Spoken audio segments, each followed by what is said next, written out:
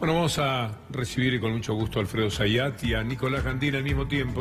Un placer, Víctor. ¿Por dónde empezamos? ¿Por los aumentos? Plantea los aumentos y después los analizamos un poco con Alfredo, aunque la invitación tiene que ver con lo que fue la marcha de hoy. Perfecto, Víctor. A ver, yo te pregunto, ¿cuántos aumentos de gas y electricidad quedan hasta el final de la presidencia de Mauricio Macri? Tenemos un número, digamos. 10. 10, me anticipé, ¿te vi? 10. Como 10. O sea, quedan ser 10. Tiene tanto. ¿No sabías eso, Alfredo? Que eran 10, no. Quedan 10 aumentos, esto es hasta diciembre de 2019, final de la presidencia de Mauricio Macri, 10 aumentos de gas y electricidad. Va por la ¿Cuándo es reelección, ¿no?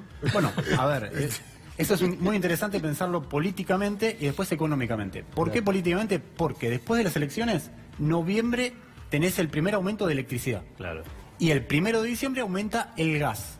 Hay muchas empresas, distribuidoras, transportistas y también productoras que están empezando a cuestionar un poco este esquema de decir, che, un mes tras otro, el aumento genera una erogación, un gasto de capital político, o sea, la imagen del gobierno indudablemente le pega muy fuerte el aumento de tarifa. Entonces, en noviembre tenés el aumento de electricidad. 1 de diciembre, aumento de gas. Año que viene, 2018. 1 de febrero, aumento nuevamente de la electricidad.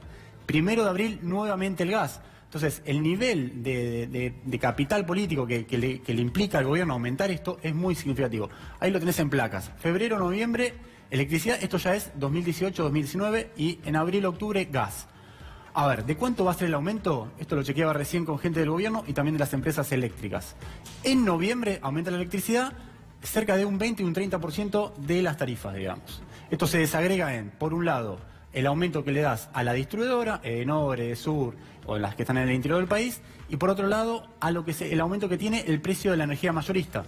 Acordate, Víctor Hugo, cuando explicábamos esto decíamos, tanto en el gas como para la electricidad, del 100 pesos que pagan los usuarios, 60 pesos se los lleva el generador o el productor de gas, 20 y 30 se lo llevan, perdón, el 20% se lo lleva el transportista y el distribuidor y el otro 20% se lo lleva es carga impositiva, digamos. Si vos aumentás el precio del gas, como va a aumentar en diciembre, indudablemente te pega más fuerte en la tarifa, digamos. Entonces, la verdad, yo me pongo un gran signo de interrogación. ¿Está dispuesto el gobierno a aumentar las tarifas como lo pensó, como el esquema que anunció en la audiencia pública o no? No sé, Alfredo, ¿cómo lo ves vos esto? No, yo creo que van por el aumento y además hay que pensar que, primero que las tarifas están dolarizadas. Punto uno que vale la pena remarcar y además vinculado con el precio internacional del petróleo. O sea que si eso le sumás que el Ministerio de Energía es el Ministerio de las Petroleras, y bueno, es claramente que esto es parte de su lógica de hacer una transferencia de ingresos fenomenal hacia esos sectores concentrados. Y a los precios en general, ¿cómo les va a ir con estos aumentos? Bueno, siempre se habla que cuando vos tenés esos aumentos en insumos básicos, como el transporte y en este caso también con el tema de tarifas de luz y electricidad, tenés una primera ola de aumentos. La primera ola de aumentos es precisamente estos ajustes de tarifa. Pero después viene la segunda, que es precisamente quienes son los consumidores de estos insumos. Y claramente esto después tiene un impacto sobre los precios y sobre la canasta del hogar. Ya no solo por el aumento de tarifas, sino por el aumento después en los bienes. Ahí es donde estamos hablando del trabajador, ese que hoy se manifestó en las calles de Buenos Aires. ¿Por qué? ¿Qué hay detrás de esa marcha? ¿Para qué sirve la misma? ¿Y qué vendrá ahora, Alfredo? Mira, acá hay un punto importante, porque salió el gobierno, lo dijo Mauricio Macri hoy a la tarde, bueno, que la verdad que fue una pérdida del tiempo. Antes el ministro de Trabajo había salido a decir que, además de que era un tufillo político, no tenía sentido la movilización. Entonces resulta muy relevante saber, bueno, ¿cómo está el mercado laboral? Primero vamos a dar unos números que dice el gobierno. Ayer hablábamos precisamente de los indicadores, cómo manipulan los datos, cómo llevan a la confusión sobre la interpretación económica. Difundieron un informe que obviamente dentro de toda la red de propaganda que tiene el gobierno, hoy han machacado una y otra vez. ¿Cuál es ese datito? Que de julio de este año con respecto a julio del año pasado se crearon 186.000 puestos de trabajo. Vale la pena empezar a explicar qué son esos 186.000 puestos de trabajo. Más de 100.000, para ser más preciso, 112.000 puestos de trabajo así formalizados son monotributistas sociales y casas de particulares. O sea, trabajo precario y trabajo de ingresos muy, muy bajos. 43.000 de esos total que mencionó el gobierno y difundió con su informe, empleo público. O sea, solo el resto fue empleo del sector privado asalariado. O sea que bajemos ya a esos 186.000 trabajadores o nuevos puestos de trabajo, y si no llegan a 40.000. Y además, nosotros tenemos unas placas que si Leandro las tiene a mano, perfectamente podemos reactualizarlas con estos números que nos está dando Alfredo Zayat. Estamos hablando de la manera de manejar los indicadores por parte del gobierno. Tergiversa, sesga. Ahora nos vamos a apoyar para que no sean números en abstracto, para que ustedes los vean además. Alfredo, retomemos cuántos, el número 180.000, ¿cómo está compuesto en realidad? 186.000. Entonces, ahí vos lo que tenés es que hay 43.000 de empleados públicos. Es interesante, pero esto ya sería para otro momento. Como había una grasa militante, ahora, ¿qué es lo que pusieron? ¿Qué es lo que pusieron? No pongamos ni grasa militante. ¿Qué es lo que pusieron de esos 43.000 empleados públicos? Después tenés, digamos, monotributistas social y empleados de casa particulares. Todo eso te suma 112.000. Estamos en un 70%. Sí, claro, ya el 70%. De esos 50.000 del sector privado, uno tendría que ver, esto después, ahora ya lo vamos a ver, estos otros números. ¿Cuántos son de esos 50.000 que se crearon del sector privado asalariado?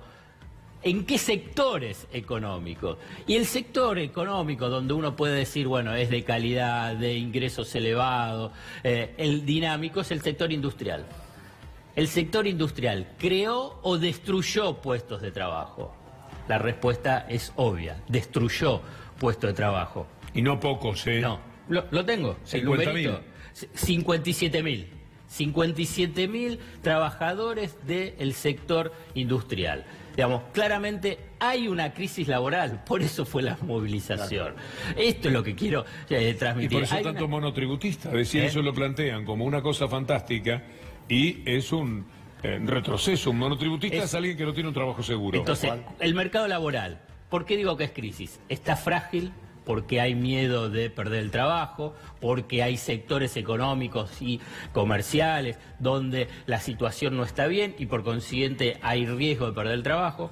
Es precario, cuando decimos monotributista, bueno, es una situación de precariedad.